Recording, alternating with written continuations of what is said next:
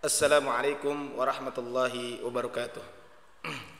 Alhamdulillah rabbil alamin wal aqibatu lil muttaqin fala udwana illa 'alal zalimin. Asyhadu an la ilaha illallah wahdahu la syarika lah wa asyhadu anna Muhammadan abduhu wa rasuluhu alladzi la nabiyya ba'dah. Kaum muslimin yang dirahmati Allah Subhanahu wa taala. Ada dua jalan yang sama-sama terbuka.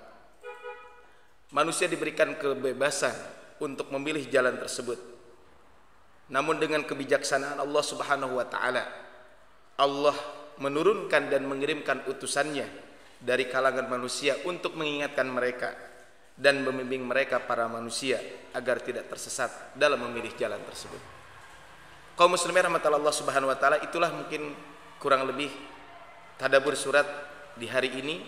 Kita akan sama-sama mentadaburi kaitan dengan surat Al-Lail.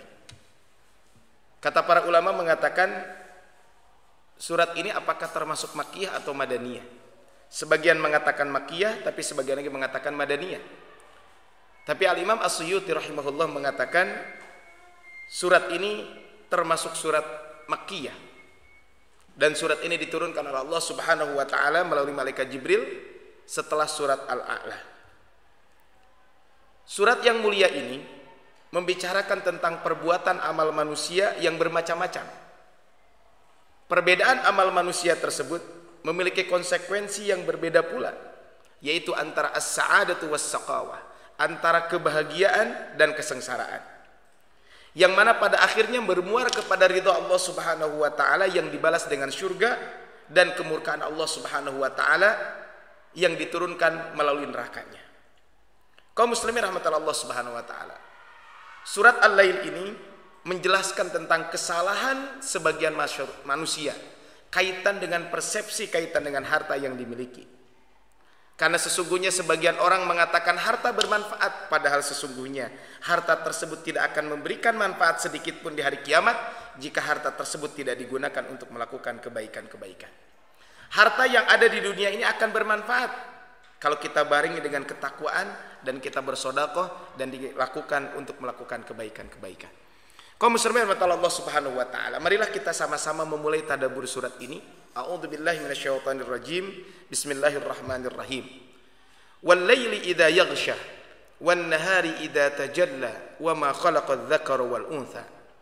Demi malam apabila menutupi cahaya siang, dan siang apabila terang benderang, dan penciptaan laki-laki dan perempuan.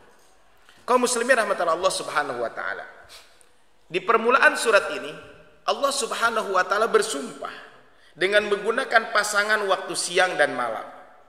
Kemudian diikuti dengan sumpah menggunakan penciptaan laki-laki dan perempuan. Sumpah ini menunjukkan bahwa kita ini hidup memang selalu berpasang-pasangan. Dan inilah sesungguhnya hal yang penting dalam unsur kehidupan kita, sehingga keduanya saling terkait dan berhubungan. Kemudian Allah Subhanahu wa taala mengatakan, inna sa'yakum lasyatta. Sesungguhnya usaha kamu itu memang berbeda. Setelah Allah bersumpah dengan waktu siang dan waktu malam, bersumpah dengan penciptaan laki-laki dan perempuan, kemudian Allah Subhanahu wa taala menjelaskan akan perbedaan perbuatan dan usaha manusia, yang mana ini mengindikasikan seolah-olah manusia, baik itu laki-laki atau perempuan, siang atau malam, selalu bekerja dan berusaha untuk menyambung hidup di dunia, dan sebagian mereka sadar juga meneruskan persiapan untuk kehidupan akhirat. Makanya kata Allah Subhanahu wa taala, inna sa'yakum lasyatta. Ada orang-orang yang konsisten menjaga amalnya agar amal tersebut berbuah kebaikan, sehingga kelak akan menjadi bekal untuk kehidupan setelah akhirat. Tetapi ada juga sebagian orang yang justru dia berada di dunia ini, dia melakukan kejahatan, dia melakukan keburukan. Kaum muslimin rahmatullah Allah Subhanahu wa taala, ayat ini mengindikasikan bahwa manusia itu berbeda-beda. Mereka memiliki perbuatan dan pekerjaan yang berbeda-beda, baik itu kaitan dengan pekerjaan duniawi maupun perbuatan dan amal ukhrawi yang bertingkat-tingkat. Maka kaum muslimin rahmatullah Allah Subhanahu wa taala, perbedaan amal manusia ini ujung-ujungnya adalah akan ada orang-orang yang bahagia dan ada juga orang-orang yang sengsara. Makanya di ayat berikutnya kata Allah Subhanahu wa taala, maka setiap perbuatan ada konsekuensinya. Fa amma man a'ta wattaqa. Adapun orang-orang yang memberi, yaitu memberikan hartanya di jalan Allah Subhanahu wa taala dan dia bertakwa, wa saddaqa bil husna, kemudian mereka membenarkan akan adanya pahala yang terbaik itu surga, fasanuyassiruhu lil yusra, maka kelak kami akan menyiapkan baginya jalan yang mudah. Kaum muslimin yang dirahmati Allah Subhanahu wa taala, orang-orang yang berani menginfakkan hartanya di jalan Allah Subhanahu wa taala, ia tidak pernah khawatir akan kebangkrutan, ia tidak akan pernah khawatir kaitan hartanya berkurang. Kemudian setelah dia menginfakkan harta dibarengi dengan ketakwaan kepada Allah Subhanahu wa taala, dengan menjaga hal-hal yang diharapkan oleh Allah Subhanahu wa taala. Nah, ke orang-orang yang seperti ini, maka apa yang mereka lakukan tidaklah akan sia-sia. Allah telah menjanjikan balasan bagi mereka dengan al-husna wa saddaqa bil husna. Orang-orang yang berinfak, orang-orang yang bertakwa tersebut, karena dia membenarkan kaitan dengan al-husna, kebaikan. Para ulama memang mengatakan al-husna ini, sebagian mengatakan surga, sebagian lagi mengatakan al-husna itu adalah la ilaha illallah, sebagian lagi yang namanya al-husna itu adalah balasan atas kebaikan amal mereka. Terlepas dari makna itu semuanya tidaklah berlawanan, karena sesungguhnya muaranya adalah Allah Subhanahu wa taala. Karena Allah Subhanahu wa taala akan menjanjikan balasan bagi setiap orang yang melakukan kebaikan dengan surga Allah Subhanahu wa taala. Kaum muslimin yang dirahmati Allah Subhanahu wa taala.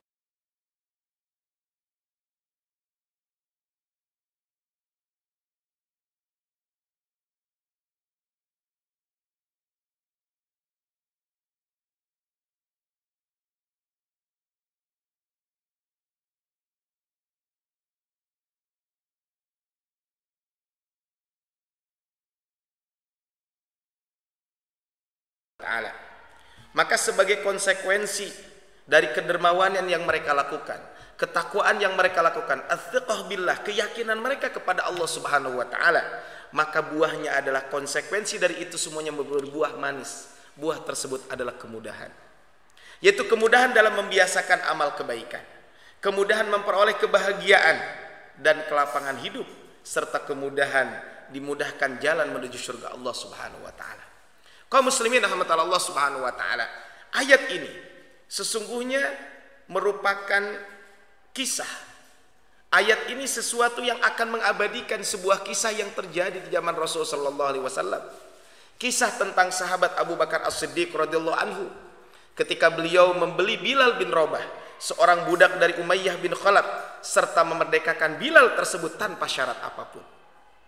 Disebutkan oleh Zubair bin Awwam menceritakan bahwa pembelian Bilal tersebut mendapatkan caci maki, mendapatkan hinaan dari sebagian orang-orang Quraisy ketika itu. Kenapa? Karena ketika Abu Bakar membeli Bilal, mereka tahu bahwa Bilal itu adalah bukan orang yang bisa bekerja dan lain sebagainya. Tapi penghinaan itu tidak digubris oleh Abu Bakar As-Siddiq radhiyallahu anhu. Beliau tetap membeli Bilal bin Rabah, kemudian dimerdekakan tanpa syarat. Menurut riwayat lain, ayat ini juga turun kaitan dengan seorang sahabat bernama Abu Dahda Al-Ansari, seorang sahabat Nabi SAW yang suatu ketika mereka berada di kediaman orang munafik yang memiliki kurma. Ia memiliki kurma-kurma yang berjatuhan kurma tersebut ke rumah tetangga. Kebetulan tetangganya di situ adalah anak yatim. Orang munafik tersebut mengambil kembali kurma-kurma tersebut, khawatir akan diambil oleh anak yatim tersebut.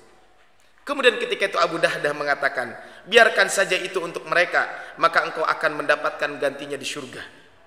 Namun orang munafik tersebut tidak menggubrisnya.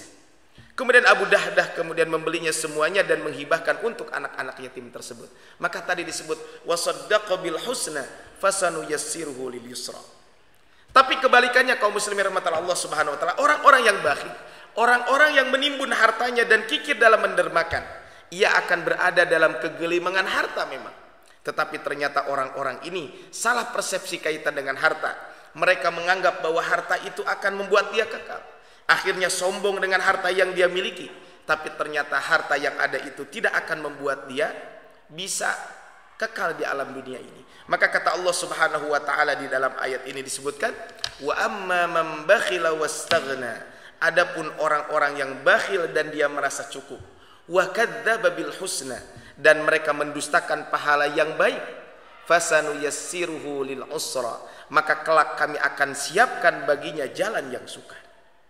Orang-orang yang memiliki karakter ini, dia tidak mau berinfak karena dia bakhil, karena dia menganggap harta yang mereka miliki akan membuat mereka kekal. Kemudian mereka pun tidak mau mengimani kaitan dengan balasan yang akan Allah berikan kepada mereka. Maka kata Allah Subhanahu wa taala, orang-orang yang memiliki karakter seperti ini, fasanuyassiruhu lil usra, maka Allah Subhanahu wa taala akan memberikan kesulitan yang berlipat. Allah mudahkan jalannya jalan kesukaran, maka hidupnya akan memenuhi kesulitan meski ia berlimpah harta. Hatinya tidak akan tenang. Kemudian fisiknya digerogoti oleh penyakit, dan kelak ketika sakaratul maut, ketika maut menjemputnya, ia baru merasakan kerugian tersebut dan petaka besar yang akan menyengsarakannya.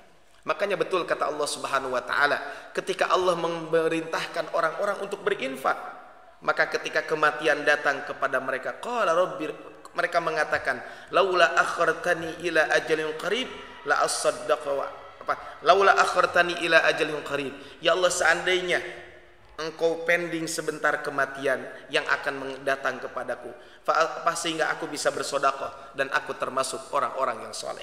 Kaum muslimin rahmatullah Allah Subhanahu wa taala, maka kesengsaraan yang mereka dapatkan itu, kemudian kata Allah, wa ma yughni anhu maluhu idza taradda, dan harta yang mereka miliki itu tidak akan pernah bermanfaat baginya apabila ia telah binasa.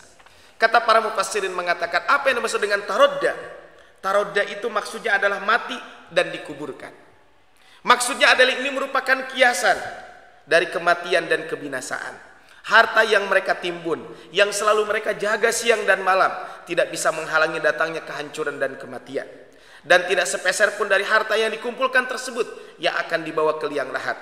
Jikapun orang yang masih hidup memaksa untuknya membawa harta tersebut, hal itu tidak akan berguna.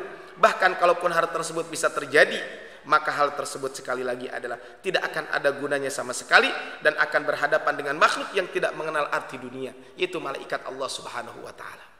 Makanya kaum muslimin rahmatullah Allah Subhanahu wa taala, ini adalah konsekuensi dari setiap pilihan yang telah diberikan oleh Allah kepada kita semuanya.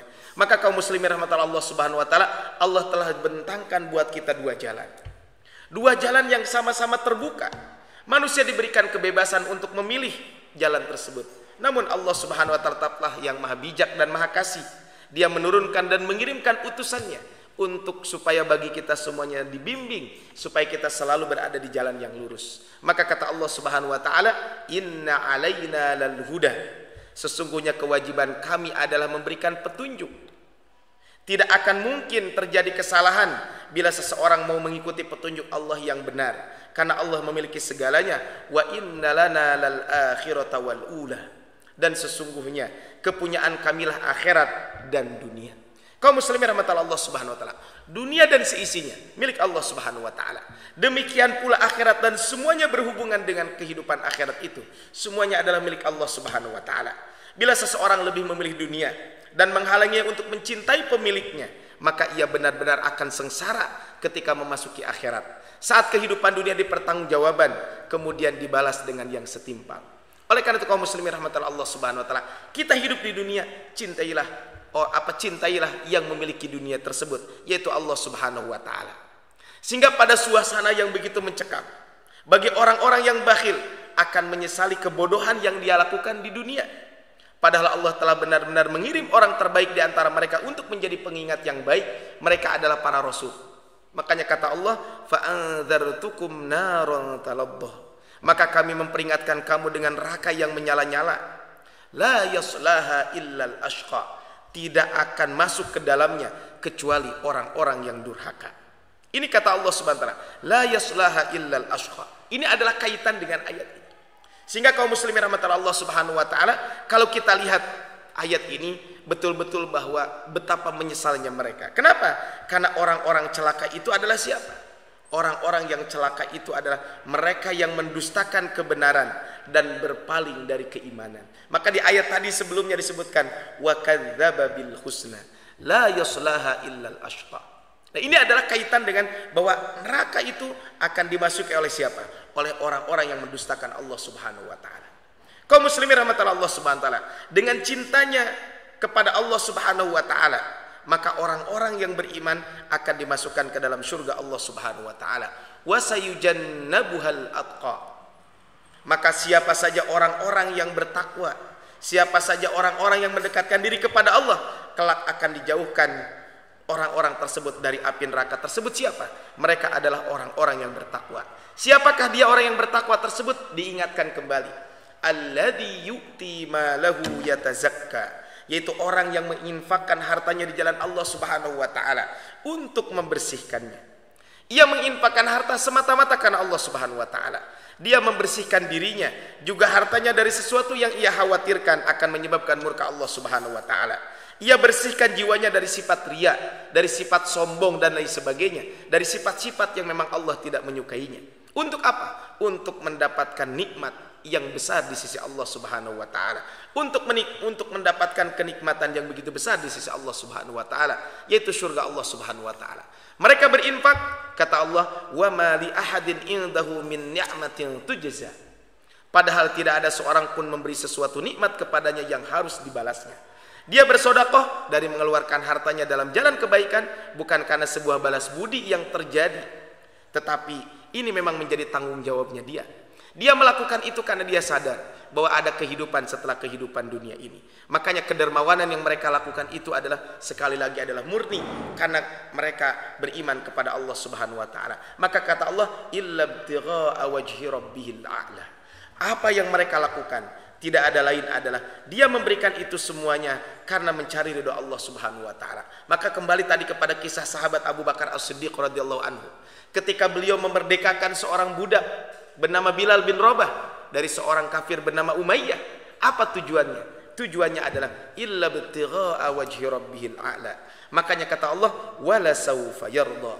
Ujung-ujungnya adalah kelak dia akan mendapatkan kepuasan. Kepuasan yang demikian itu bersifat kekal. Maka ia menjadi orang yang paling beruntung sebagai balasan atas usaha mereka. Apa yang mereka dapatkan adalah surga Allah Subhanahu wa taala. Betul kalau dalam surat Al-Fajr nanti kita bahas irji'i ila rabbiki radiyatan mardiyah.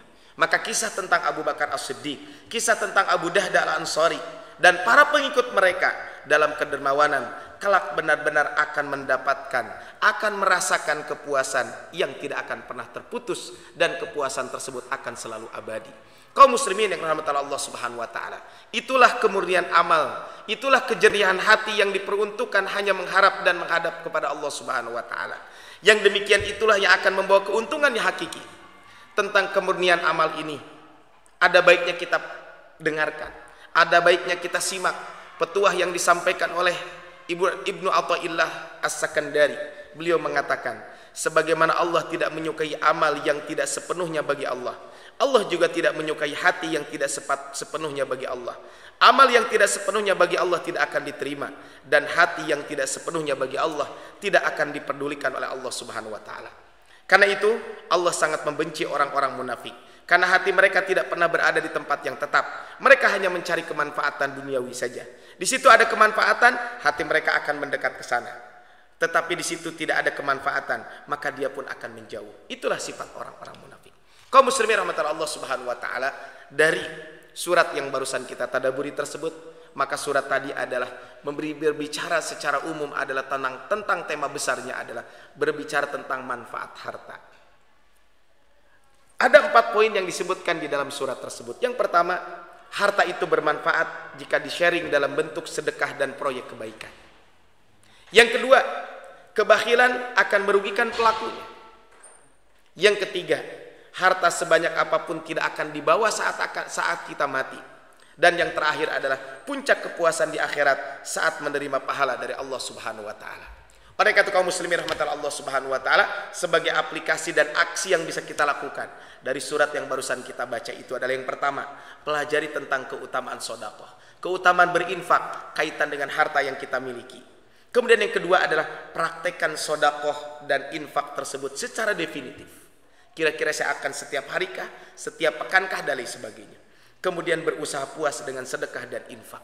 Inilah mungkin yang bisa kita lakukan dari surat ini. Intinya adalah marilah kita bersedekah, marilah kita berinfak dengan harta yang kita miliki. Insya Allah dengan apa yang kita lakukan tersebut, maka kita akan mendapatkan fasanu yassiruhu lil yusra.